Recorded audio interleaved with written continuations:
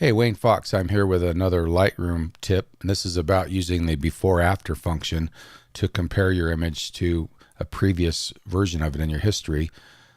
You can always make sure your toolbar is enabled by hitting the T key, and you can always click the icon down here to turn it on, and click the icon over here to go back.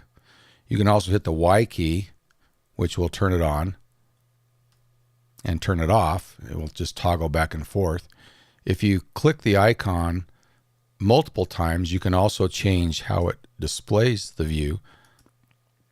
So for example, you might want to have your before after look like this, and now when I do the Y key, it will go back and forth. The other thing that you can do is you can always toggle the before after using the / key, and this will just toggle back and forth between the two. This is one of the most effective ways. I personally, depends on the image, I personally like if I can fit the full image, I would prefer to see it like this. If it's a landscape image, I actually would probably prefer this view. But most of the time, I'm actually not wanting to do a side by side. I'm wanting to just go back and forth between the two. Now, what most people don't realize is that both the before and the after phase are controlled in a little different way than you might think. Most people assume that if I looked at my history, that my before phase means when I imported the image in this bottom step. And most people assume the after phase is my last step. And that's not actually true. The before phase can be any step in your history.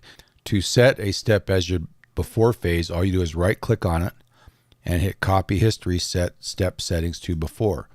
Now if I toggle back and forth between that, I'm not going to my import, but I'm going to that step. And to make this a little easier to see, I'm going to go to this step. I'm going to go copy history, and now I'm going to toggle between those two, and you'll see that I'm only toggling between the last two. Oh, one thing to notice, when I do have before, notice it is telling you that you are seeing the before down in the toolbar. The other thing you can do, if it's more convenient, if you're looking in the compare mode, you can drag any step from your history into the before window, and that will become the before. So that's another way you can easily set your before and compare them. And that's actually a pretty convenient way to do some comparisons. And this is very helpful because maybe you're kind of tweaking it and you're down to this level, and so you want to just see what a very subtle change made. Okay, so you hit the before after to see that. Now, what you also might not realize is that the after phase is also not the last thing you did. The after phase is whatever is highlighted in the history. So if you happen to click on contrast, well, let's go down here where it's obvious. If I click on clarity and then I say copy this to my before, notice when I go before after, nothing changes because I've set both the before and the after view to be this image. If I want my after view to be this step here, I've got to actually have it highlighted and clicked on. I mean, I'll just show you how really weird this is. I'm going to set this as to the before, and I'm going to click on this. And now what I'm seeing is my after is actually my before, and my before is actually my last step.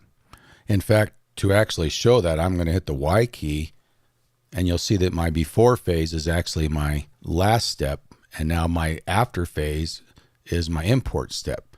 That just kind of shows you that you can set any step to be anything that you want. Now, I don't think that that's ever useful, but that just is a caution that when you're comparing before and after, the after is whatever is highlighted in the history, and the before defaults, of course, to the first step, but it's something you can set to any step you want.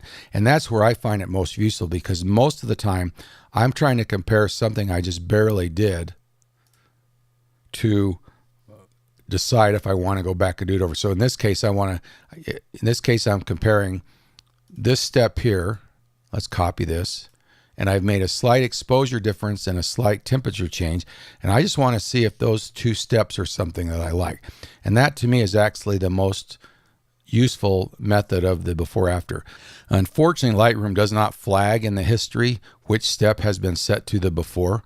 It would be kind of nice if there was a little asterisk or some little symbol over here. And the other thing that might be helpful, if I go to another image Okay. And of course, in this image, that's going to be by my before. And let's make a quick change here. Let's just bring the exposure up. And of course, now I've got my before after. Now, if I go back to the previous image, you can see that it still remembers what the before step was that I set in this image.